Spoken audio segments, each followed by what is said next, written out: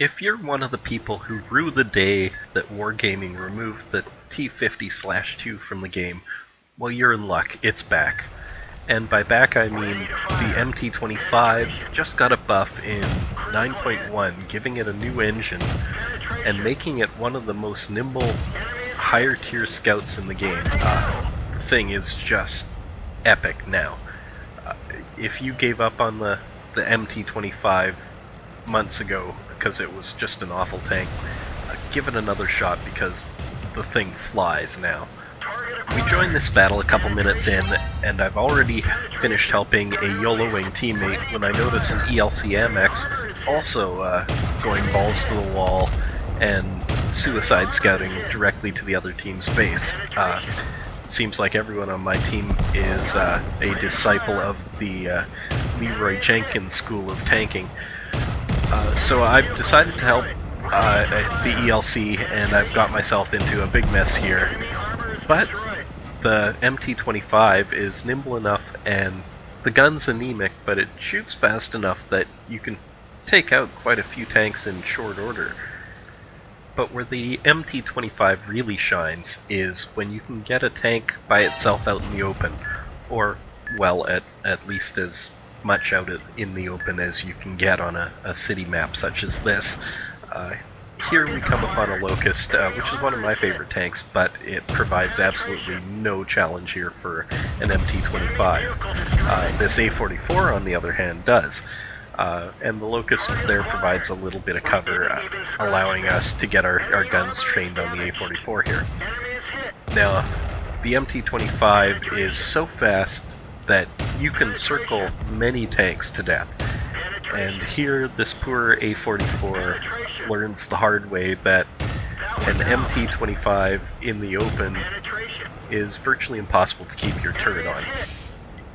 So all I have to do here is to just keep away from his gun. Now here I notice I am so fast that I actually lap his gun. Now there I would normally reverse and go back the opposite way to avoid the gun, but I didn't believe I'd have time there. And here's where I made a big mistake. If you'll notice, he turns to lead me and shoots me right here. I should have turned left there and gotten him behind him. I tried to go on his far side to circle him, but I should have gone on the near side. Now here we come across a clip that perfectly epitomizes my entire World of Tanks career. In the MT-25, I come across a T-28 Proto in the open. I try and keep moving laterally in front of him to keep his gun blooming, the reticle blooming, and then all I need is for him to shoot, giving me enough time to get in behind him. So now, once in an MT-25, if you're behind a turretless tank, that tank is dead. There is nothing he can do. The only thing he can hope for is friends to help him out and save him. Now, you'll notice I've done a huge amount of damage to this guy. Now look at the guys coming in the back. A split second before I'm about to solo him, someone steals the kill and then shoots me dead. When they released the 9.1 update, the very first tank I took out that day was the MT-25. I wanted to see how much of a buff they gave. And this here is the replay of my very first game post-buff in this tank. And I've just finished soloing an arty, and I've come across this poor AT here. Now, when I'm in a scout and I'm circling tanks or driving really fast, I like to use auto-aim a lot. And there's multiple reasons for my madness, but I'll get to that in another video.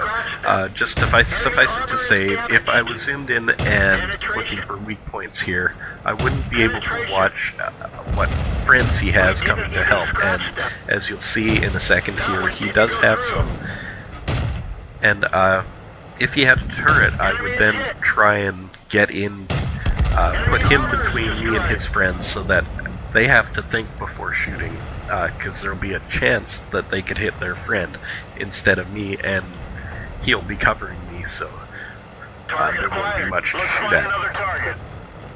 Now here we come across a medium tank learns the hard way that the MT-25 is pretty fast right now. And then next up we have a T-29 who is trying to come up the hill to kill us, and realizes the hard way that holy crap, is the MT-25 fast. It's actually too fast. As you see, I drifted there and lost all my speed, which forced me to have to go backwards here around him.